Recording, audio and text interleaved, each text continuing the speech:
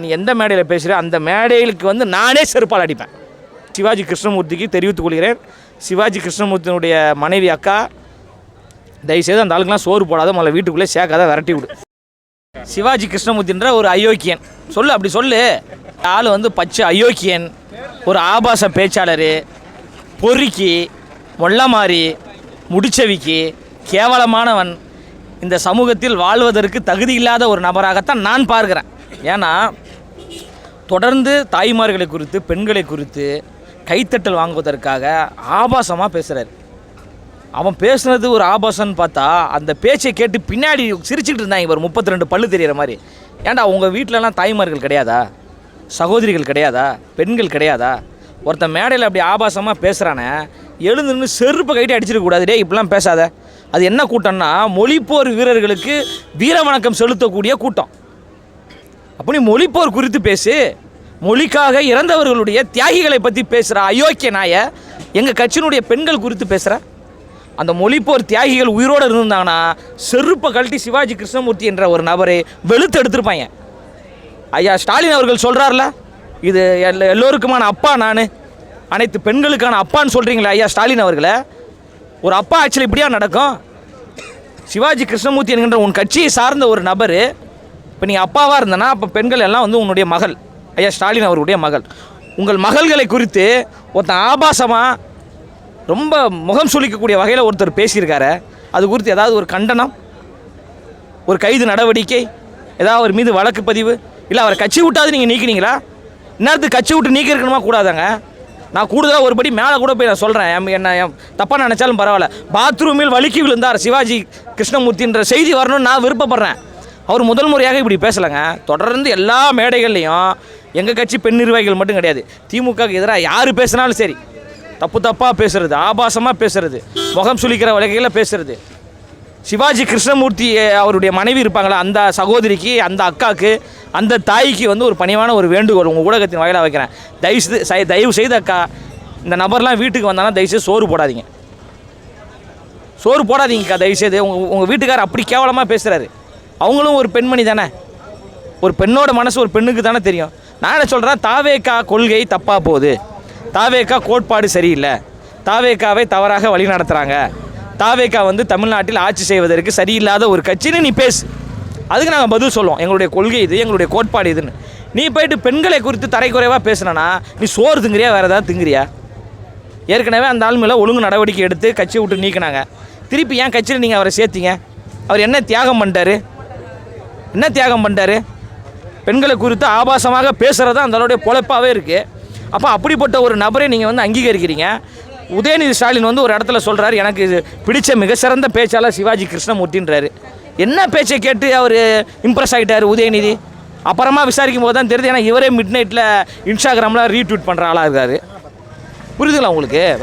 இந்த தரங்கட்ட விமர்சனத்தை நம்ம வந்து ஏற்றுக்கொள்ளலை. கருத்தியெல்லாம் பேசு, இது போன்று பெண்களை கொச்சைப்படுத்தி பேசுகிறது ஒரு அரசியலா? இதில் வேறு வெக்கமே இல்லாமல் மகளிர் மாநாடுன்னு ஒன்று நடத்துகிறீங்க. எந்த மகளிருக்கு மாநாடு நடத்துறீங்க நீங்கள்?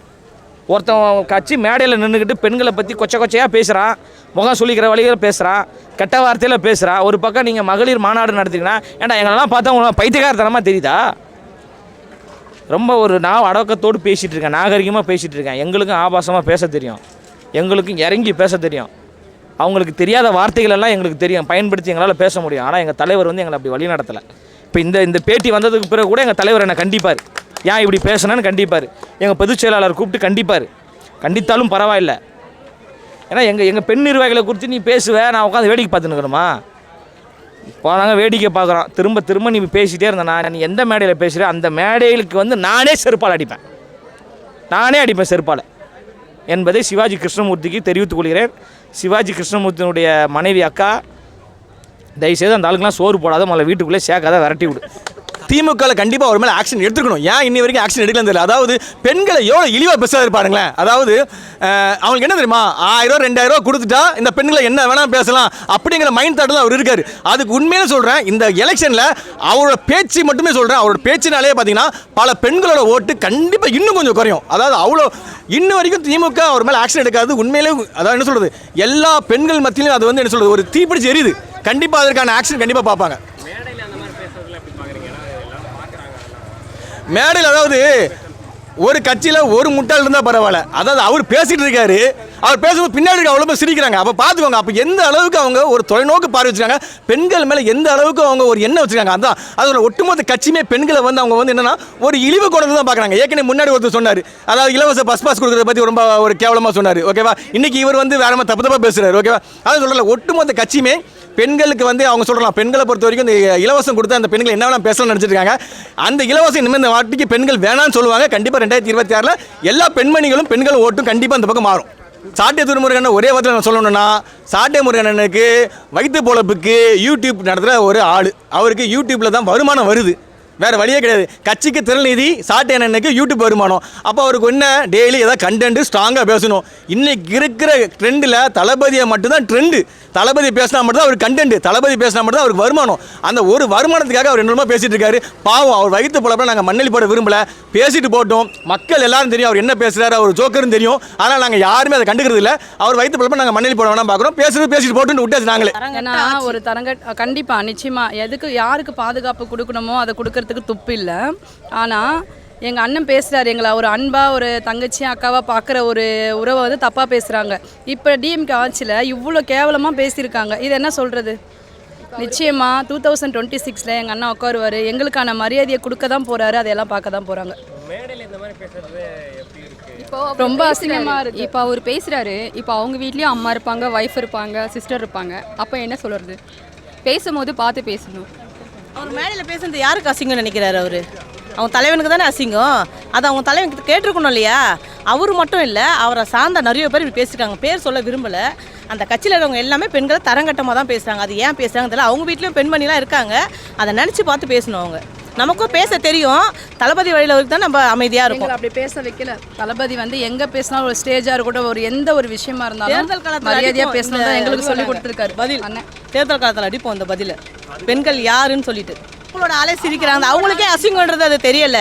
அது எதோ எப்படின்னா ஒரு பழமொழி இருக்கும், நம்ம மல்லாந்து துப்போம் நம்ம மூஞ்சிலே காரி துப்புறோம், அந்த கதை தான் அவங்க இதில் விழுந்திருக்கு. இப்போ ரீசெண்டாக பாருங்கள், அடையாறில் நடந்த விஷயம் அப்படியே ஈரக்கொலையே நடுங்குது. நீங்கள் சொல்லுங்கள், வட மாநிலம் பெண்ணுக்கு இந்த இது வந்திருக்கு. அப்போ தமிழ்நாட்டு பெண்ணுக்குலாம் என்ன சொல்கிறது? ஒவ்வொரு நாளும் பயந்து வாழ்கிறதா இருக்குது நமக்கு. அதை யார் தடுக்கணும் சொல்லுங்கள்?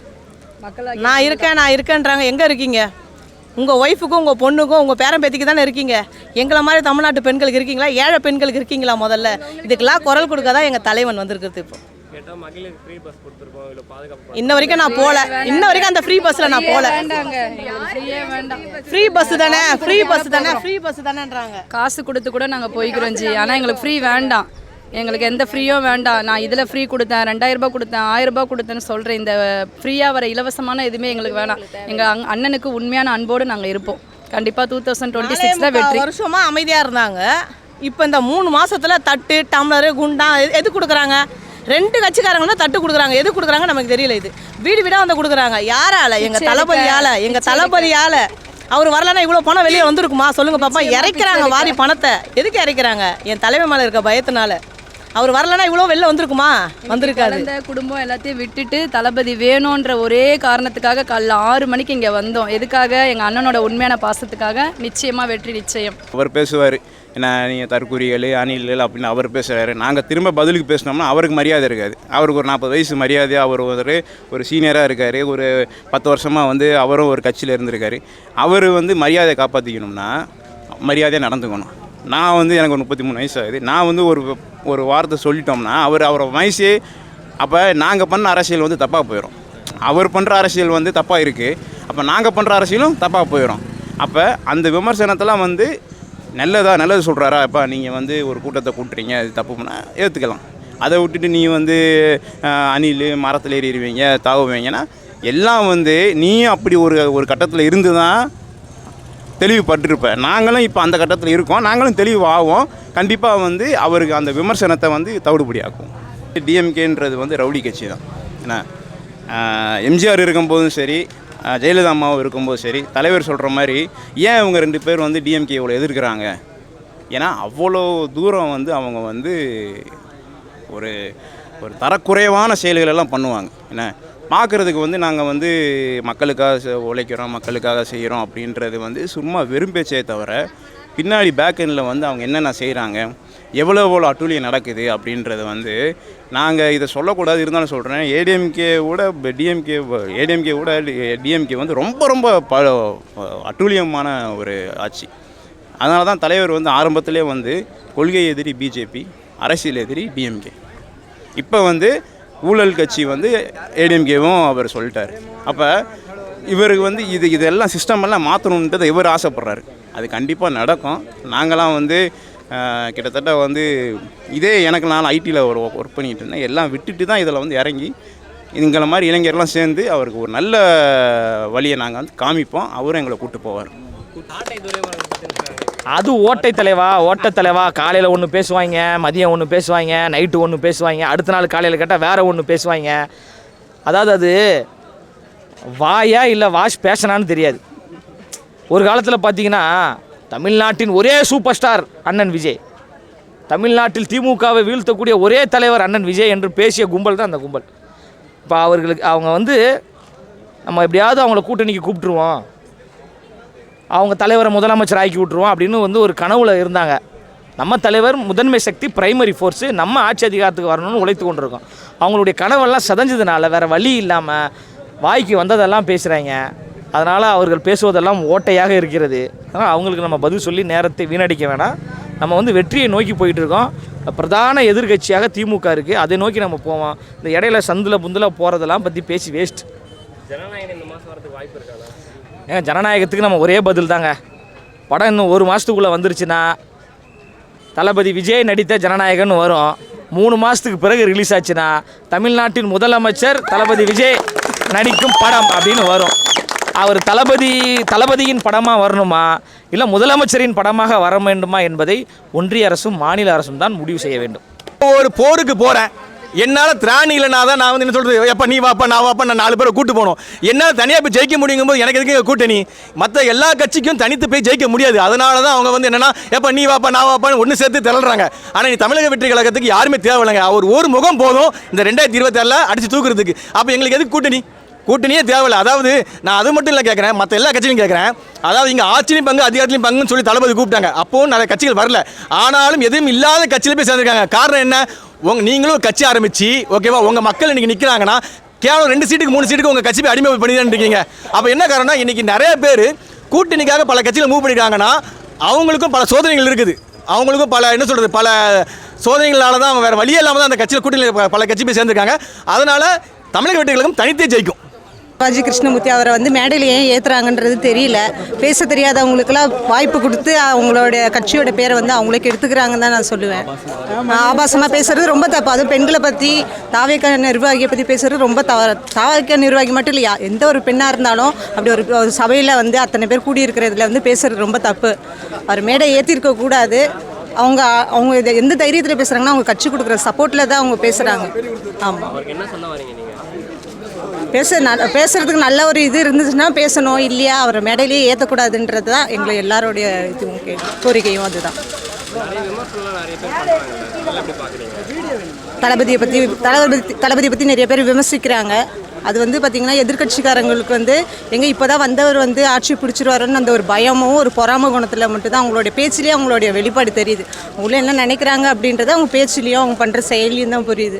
மக்களுக்கு நல்லாவே தெரியும் யார் யாரோட சூழ்ச்சியால் வந்து தளபதியோட பேரை கெடுக்கிறாங்கன்றது மக்களுக்கு நல்லா தெரியும். மக்கள் நோட் பண்ணிட்டு தான் இருக்காங்க. அவங்க வந்து இந்த தேர்தல்னு அந்த ஒரு டைமில் வந்தபோது நம்ம பார்த்துக்கலாம் அப்படின்ற ஒரு முடிவோடு தான் இருக்கிறாங்க. எலெக்ஷன் வேலை வந்து இப்போயே பார்த்திங்கன்னா தீப்பொறி மாதிரி எல்லா இடத்துலையும் பார்த்திங்கன்னா அதுக்கான ஒர்க் வந்து போயிட்டு தான் இருக்குது. தளபதி ஒவ்வொரு தடவை ஒரு அறிக்கை கொடுக்கும் போதும் நாங்களுடைய அந்தந்த தொகுதியில் வந்து அதுக்கான ஏற்பாடுகளும் என்னென்ன பண்ணணுன்ற ஒரு திட்டவட்டம்லாம் போட்டு நாங்கள் அதுக்கேற்ற மாதிரி நாங்கள் செயல்படுத்திட்டு தான் வரோம். இந்த 2026 தேர்தலில் ஜெயிக்க போகிறது தமிழக வெற்றி கழகம் தான். அதில் எந்த விதமான மாற்றமும் கிடையாது. கூட்டணியே இல்லைன்னா கூட எங்களால் வந்து மக்களோட கூட்டணியை வச்சு எங்களால் கண்டிப்பாக ஜெயிக்க முடியும். அரசியல் கூட்டணி எனக்கு தெரிஞ்சு கூட்டணி தேவையே இல்லை. தளபதிக்கு கூட்டணின்றது வந்து தேவை கிடையாது. மக்களோட கூட்டணியை வச்சே வந்து அவரால் தனியாக நின்று வந்து அவரால் ஜெயிக்க முடியும். மக்களோட செல்வாக்கு புரியுது என்னங்க? அவருக்கு பேசவே தெரியலங்க. அவருக்கு வந்து அவர் பேசும்போதே அவருடைய வன்மம், தளபதி இப்போ வந்தவர் வந்து ஜெயிச்சிருவாரோ அப்படின்னு அந்த ஒரு பொறாமை இதில் தான் பேசுகிறாரு. அவர் வந்து சீமானோட தம்பி அப்படின்னு வந்து சில இடத்துல பெருமையாக பேசிக்கிறாரு. சீமானோட தம்பியாக இருக்கும்போது கூட அவருக்கு வந்து அந்த ஒரு ஃபெமிலியாரிட்டி கிடைக்கல. தளபதியை பற்றி பேசி பேசி பேசி தான் அந்த ஆக்ரோஷத்தை அவருக்கு பிபிஏ ஏறிடுச்சுன்னு தான் நினைக்கிறேன். ஒவ்வொருடைய பேட்டிலையும் பார்த்தீங்கன்னா அவருடைய தாக்கம் வந்து அதிகமாக தெரியுது. அதுலேயே தெரியுது தளபதி மேலே எவ்வளோ பொறாமையோடையோ வன்மத்தோடு இருக்கிறான்றது அவரோட பேச்சிலேயே வெளிப்படுது. யாருக்கு தாங்க விமர்சனம் வராமல் இருக்குது? எல்லாருக்குமே விமர்சனம் வரதான் எங்கள் அண்ணன் வளர்ந்துனே போகிறாரு. ஆமாம், அதுதான் வந்து படத்தை முழுக்கிறாங்க அண்ணனுக்கு. அண்ணனோட வளர்ச்சி வந்து யாருக்குமே வந்து பிடிக்கல. அதனால தான் அந்த அண்ணன் வந்து ஷார்ட்டாக தீய சக்தின்னு பேர் வச்சிட்டாரு. அவர் விமர்சனம் பிடிக்காதவர்கள்லாம் தீய சக்தி தான். இல்லை, அவர் வளர்றதை யாரும் தடுக்க முடியாது. ஃபர்ஸ்ட் ஆஃப் ஆல் வந்து அவர் வந்து எங்கேயோ போயிட்டார். இப்போ இவங்க என்ன நினைக்கிறாங்க, இவர் ஏதாவது ஒன்று பண்ணி இப்போ தேமுதிக விஜயகாந்த் இருக்கார்ல, அவரை பண்ண மாதிரி இவர் எதாவது பண்ணல ஃப்ரேம் பண்ணுற மாதிரி எத்தனை வராங்க. ஆனால் அது இவருக்கு வாய்ப்பே இல்லை. இப்போ இருக்க சூழ்நிலை அந்த மாதிரி வேறு மாதிரி போயிட்டுருக்கு. எங்களோட கட்சி எங்களுக்கு கூட்டணி தான். அதான் சொல்கிறேன், நாங்கள் மக்களோட கூட்டணி வச்சுருக்கோம். எங்கள் மக்கள் வந்து எங்கள் கூட கூட்டணி வச்சுருக்காங்க. நாங்கள் தைரியமாக கள்ளத்தில் நிற்கிறோம், தைரியமாக வேலை செய்கிறோம், தைரியமாக வின் பண்ணுவோம். அதே மாதிரி பார்த்தீங்கன்னா இப்போ வந்து திமுகவில் வந்து ஒரு பேச்சாளர் ஒருத்தர் இருக்கார். பெண்களை வந்து ஆபாசமாக பேசுகிறாரு. ஏன் அவங்க கட்சி தலைவருக்கு தெரியாதா பெண்களை வந்து ஆபாசமாக பேசுகிறாரு சொல்லிட்டு? இதுக்கெல்லாம் அலோவ் பண்ணுறது யார்? அவரே தான் அலோவ் பண்ணுறாரு. அவர் அலோவ் பண்ணுறதுனால தானே இவர் பேசுகிறாரு. தளபதியை ஒரு பொண்ணு வந்து பிடிக்கும் தான், அண்ணனா பிடிக்கும். அதுதாங்க அவரை வந்து எங்களோட ஸ்டைலில் நான் சொன்னால் அது தப்பாக இருக்கும். எங்கள் தளபதி வந்து அந்த மாதிரி எங்களை வந்து வழிநடத்தலை, அந்த மாதிரி வளர்ப்போம் நாங்கள் இல்லை. நாங்கள் வந்து நாகரிகமாக பேசணும்னு நினைக்கிறோம். மீறி வந்து அவர் இதே மாதிரி பண்ணியிருந்தாருன்னா அது எங்களோட பதில் வந்து வேறு மாதிரி அவருக்கு கிடைக்க வாய்ப்பு இருக்குது. ஆனால் வந்து நாங்கள் நாகரிகமாக தான் பேசுவோம். அப்போ கூட அவர் பதில் வந்து சட்டப்படி அவருக்கு என்ன தீர்வு கிடைக்குமோ சட்டப்படி அவர் வந்து இந்த விஷயத்துக்கு தண்டனை அனுபவிக்கிறதுக்காக முழு முயற்சியை நாங்கள் எடுப்போம். ஏன்னா ஒரு பெண்மையை பற்றி ரொம்ப அவதூறாக பேசக்கூடாது. நம்ம அவங்க வீட்லேயும் ஒரு லேடிஸ் இருக்காங்க, நம்ம எல்லார் வீட்லேயும் லேடிஸ் இருக்காங்க. இந்த மாதிரி பேசலாமா? அதுவும் வந்து அது அவ்வளோ பெரிய மேடை, ஒரு 200 பேர் 100 பேர் உட்காந்துருக்காங்க. அந்த இடத்துல எத்தனை லேடிஸ் இருப்பாங்க? அத்தனை லேடிஸ் முன்னாடி அவ்வளோ தைரியமாக பேசுகிறாருன்னா ஃபஸ்ட்டு அக்யூஸ்ட்டை அவர் மேடலே வச்சுன்னு இவங்க வந்து லாண்ட் ஆட ஃபாலோ பண்ணுறேன்னு சொல்கிறாங்க. அதேமாரி ஒரு வட்டச்செயலாளர் பேசுகிறாரு. அந்த காணொலி நீங்கள் எல்லாம் பார்த்துருப்பீங்க. டேய் உன்னை அடிச்சிருவேன். என்னது இது? என்ன நடக்குதுங்க? மக்களுக்கோசரம் தான் வந்து ஒரு வட்டச் செயலாளரோ பகுதி செயலாளரோ ஒரு கட்டமைப்பே கொண்டு வர்றது ஒரு கட்சி. நீயே வந்து அடிச்சிருவேன், நான் அடிப்பேன், இன்ஸ்பெக்டருக்கு ஃபோனை போடு. இதெல்லாம் என்னங்க? இதெல்லாம் வந்து ஒரு நாட்டோட நடைமுறைக்கு இது வந்து ஒரு சாத்தியம் இல்லாத ஒரு ஆட்சி. இந்த ஆட்சி மட்டும்தான். அதனால தான் இல்லை அதிகாரத்தை வந்து தவறாக யூஸ் பண்ணுறாங்க.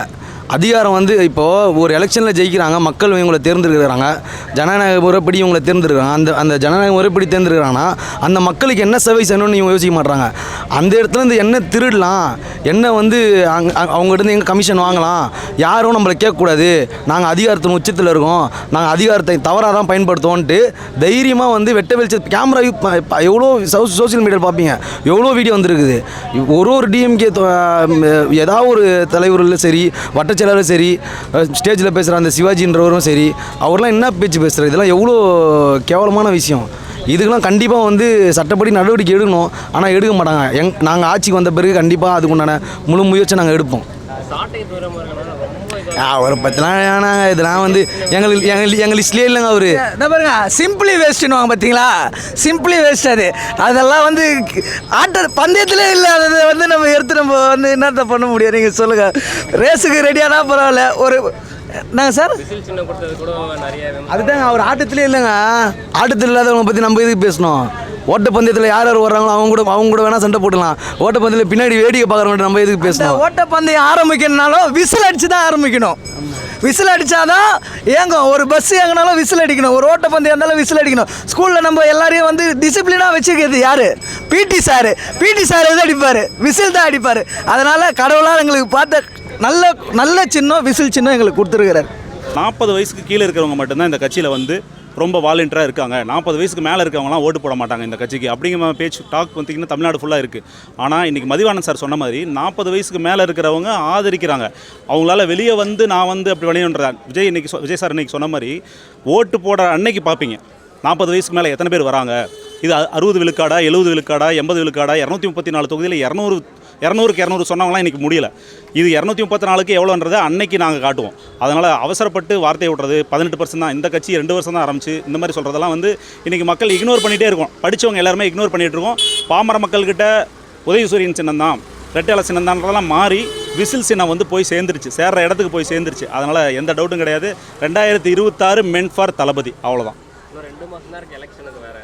இதுக்கப்புறம் நிறைய பிரச்சனைலாம் இன்னும் வேறு வரும். அதெல்லாம் சமாளித்து எப்படி வந்து இப்போ வந்து ஓரளவுக்கு பிரச்சனை எப்படி எந்த ரூபத்தில் வரும் அப்படிங்கிற எதிர்கொள்கிற ஒரு flow point, flow chart, map அப்படிங்கிறதெல்லாம் டிவிகே கிட்ட already we have got everything enough to be implemented. So அந்த பாயிண்ட் ஆஃப் டைமில் வந்து பார்த்திங்கன்னா நாங்கள் எல்லாருமே எல்லாத்தையுமே எதிர்கொள்கிற அளவுக்கு ஒரு நிறைய பிளான்ஸே அண்ணங்கிட்ட இருக்குது. அதை ஒவ்வொன்றா வழிமுறைப்படுத்தி எப்படி நடைமுறைப்படுத்தணும், அது நடைமுறைக்கு எப்படி சாத்தியம், மக்களுக்கு என்ன தேவை அப்படிங்கிற மாதிரி பயணிக்க ஆரம்பிச்சிட்டோம்.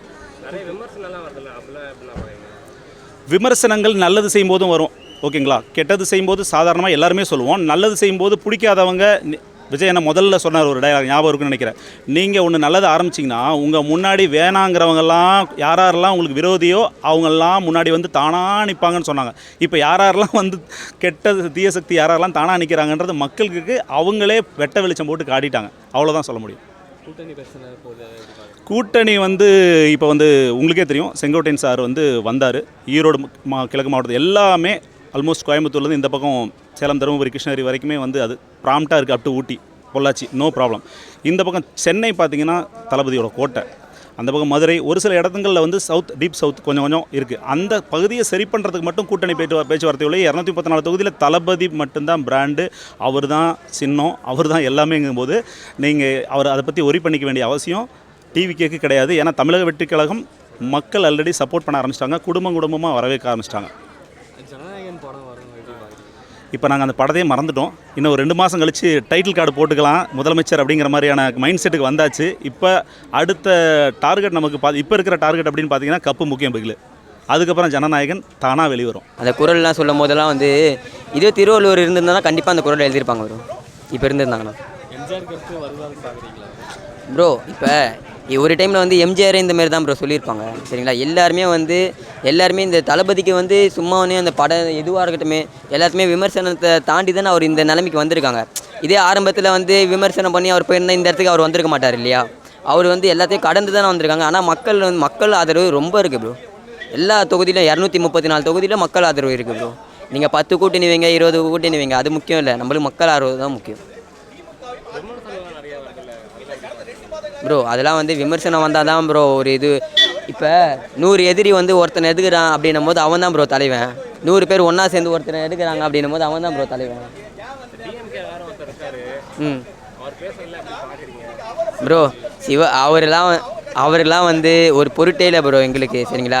அவங்க வந்து மகளிரை இழிவினமாக பேசுகிறது, தப்பாக பேசுகிறது, அந்த இதுலாம் இல்லை ப்ரோ. நம்ம வந்து பெண்களாக பாருங்கள். அவங்கள போய்ட்டு நீங்கள் வந்து பேசுகிறது வந்து இப்போ எங்கள் தலைவர் சொல்லியிருக்காது, யாரையும் வந்து தரைக்குறவாக பேசக்கூடாது அப்படின்றதுனால தான் எல்லாருமே அமைதியாக இருக்காங்க. எல்லாருக்கும் எல்லாமே பேச தெரியும், ஓகேங்களா. அவங்களுக்கு மட்டும் பேச தெரியும்னு இல்லை ப்ரோ. படம் வந்து ஜனநாயகன் படம் வந்து இப்போ வந்திருந்தால் அது வந்து தளபதி விஜய்னு வந்திருக்கும். இந்த படம் அவர் எலெக்ஷன் முடிஞ்ச பேர் வந்தால் முதலமைச்சர் விஜய்னு வரப்போகுது. உண்மையிலேயே கழகத்திலேருந்து திடீர்னு ஒரு நேற்று தான் எனக்கு அழைப்பு வந்தது பாடணும்னு சொல்லிட்டு. அப்போ மெயினாக சொன்னது வந்து அவங்க முருகர் பாடலும் கிராமிய பாடல்களும். அதனால் வந்தேன். அதே மாதிரி இங்கே எல்லா மதமும் ஒன்று தான் அப்படிங்கிறத வந்து அதை முன்னிறுத்தி, அதேமாரி தைப்பூசத்தை முன்னிட்டு ஒரு முருகர் பாட்டு பாடணும்னு ஆசைப்பட்டார் சார். அதை பாடினேன், ரொம்ப ஹாப்பியாக ரசித்தார். திரும்ப எங்களுடைய நாட்டுப்புற பாடல்களையும் ரசித்தார். அதனால தான் மேடைக்கு வந்து அந்த தவுள் அந்த சவுண்டெல்லாம் கேட்ட உடனே அவருக்கு ஆடணும்னு தோணுச்சு. மேடைக்கு வந்த உடனே நான் ஒரு ஆடலாமா அப்படின்னு என்கிட்ட கேட்டார். சார் உங்கள் மேடை உங்கள் நிகழ்ச்சி நீங்கள் கேட்கலாமான்னு நினச்சிக்கிட்டு மனசில் ஒரு துள்ளி குதித்த ஒரு சந்தோஷம், ஆனந்தமாக. அதேமாரி அவர் வாட்ச உடனே ஆடினார். அது எனக்கு பெரிய கொடுப்புனே. என்னையும் 2 கையை பிடிச்சி கன்னத்தில் கிள்ளி முத்தம் கொடுத்தாரு. அது இன்னும் ஆசீர்வாதம். Thank you sir. அவர் டான்ஸ் ஆடும்போது உங்களுக்கு எப்படி இருந்துச்சு?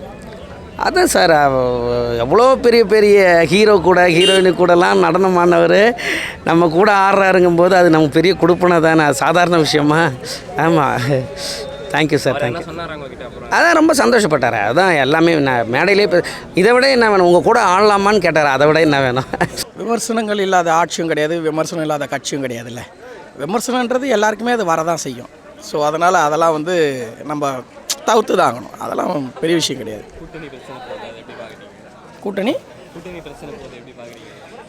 பிரச்சனை வந்து இது வரையும் தளபதி வந்து தனியாக தான் பண்ணணும் தான் சொல்லியிருக்கிறாரு. மேபி இருக்கிற வேறு ஏதாவது கட்சிகள் பேசினா அது தலைமைக்கு தான் தெரியும். நமக்கு ஒன்றும் பெருசாக வச்சா ரொம்ப நல்லது. நல்ல பெரிய விஷயம், நல்ல விஷயம். ஆனால் அவங்க வருவாங்களா என்னன்றது தளபதி தான் முடியும்.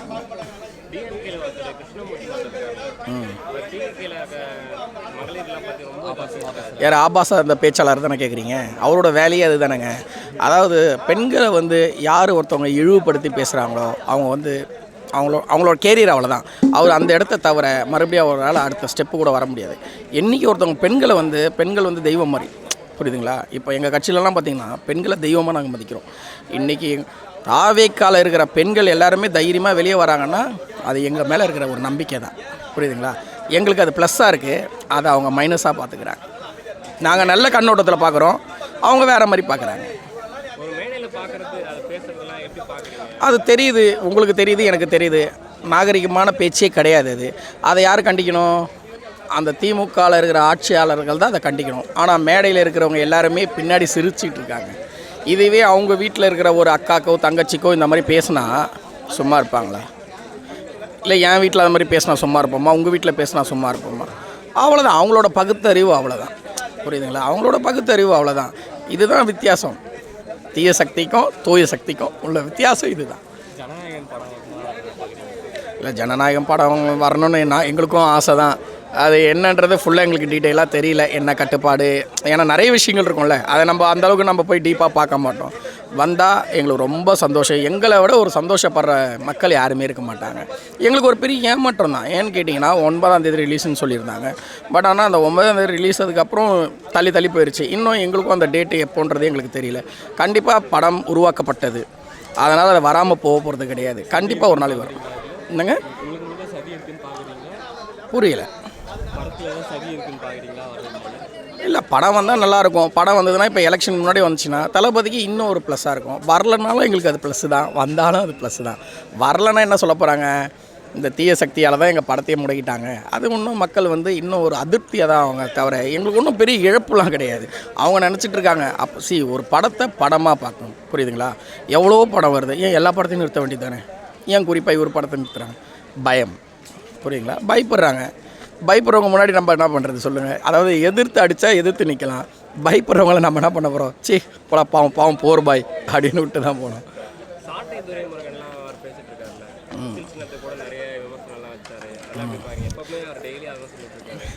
சாட்டைக்கு இப்போ ரொம்ப சேட்டையாகி போச்சு, வேறு ஒன்றும் இல்லை. ரொம்ப இப்போ சேட்டையாகி போச்சு. அவங்க எதிர்பார்த்தது வேறங்க. என் தம்பி வராப்போல் 20,000 ரூபா வராப்போல். ஆனால் எங்கள் தலைவர் வந்து பார்த்திங்கன்னா அவரெல்லாம் ஒரு பொருட்டாகவே எடுத்துக்காமல் அவர் பாட்டுக்கிட்டு அவர் வேலையை பார்த்துட்டு இருக்காரு. அதாவது இவங்க வந்து வாயை பிடுங்கி பார்க்குறாங்க. இந்த வடிவேல் காமெடி பார்த்துருக்கீங்களா? தடியா பக்கத்தில் கிட்னி எடுக்க வாடான்னு அந்த மாதிரி எங்கள் தளபதி வந்து வான்றாங்க. ஆனால் எங்கள் தளபதி அப்படி கிடையாது. நீ என்ன கூப்பிடுங்க, எங்கள் வேலையில் நாங்கள் சிறப்பாக செஞ்சுட்டு போவோம். நீ என்ன கூப்பிட்டாலும் நாங்கள் வரமாட்டோம்டா, புரியுதுங்களா? எங்களுக்கு தேவை செயல், புரியுதுங்களா? நாங்கள் செயல்படுறதுக்கு வந்துருக்குறோம். உங்ககிட்ட விவாதம் பண்ணுறதுக்கோ பேசுகிறதுக்கோ நாங்கள் வரல. எங்களோட விஷயத்தை நாங்கள் ஆட்சிக்கு அப்புறம் வந்ததுக்கப்புறம் நீங்கள் பாருங்கள். எங்களோட வேலை பார்த்திங்கன்னா செயல். ரொம்ப தப்பான விஷயம் தான். அவர் அது மாதிரி பண்ணியிருக்கக்கூடாது. அதனால் அதை நாங்கள் அவாய்ட் பண்ணுறோம். கட்சி விட்டு நீக்கணும்னு பார்க்குறீங்களா? கண்டிப்பாக அவர் கட்சி விட்டு நீக்கணும் தான். பெண்களை பற்றி மேடையிலேயே ஆபாசமாக பேசுகிறாரு.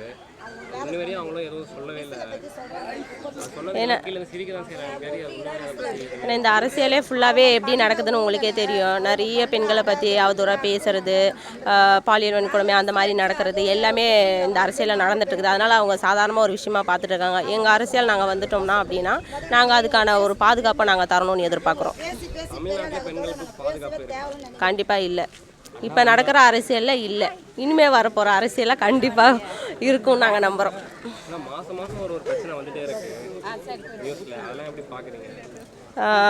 மாதம் டெய்லியுமே இருக்குது. சொல்லப்போனால் தூங்கி இருந்தால் ஒரு பிரச்சனை வந்துகிட்டே தான் இருக்குது. அது நாங்களும் பார்த்துட்டு தான் இருக்கோம். பேப்பரில் படிக்கிறது, நியூஸில் பார்க்குறது எல்லாமே அந்த மாதிரி நடந்துட்டு தான் இருக்குது.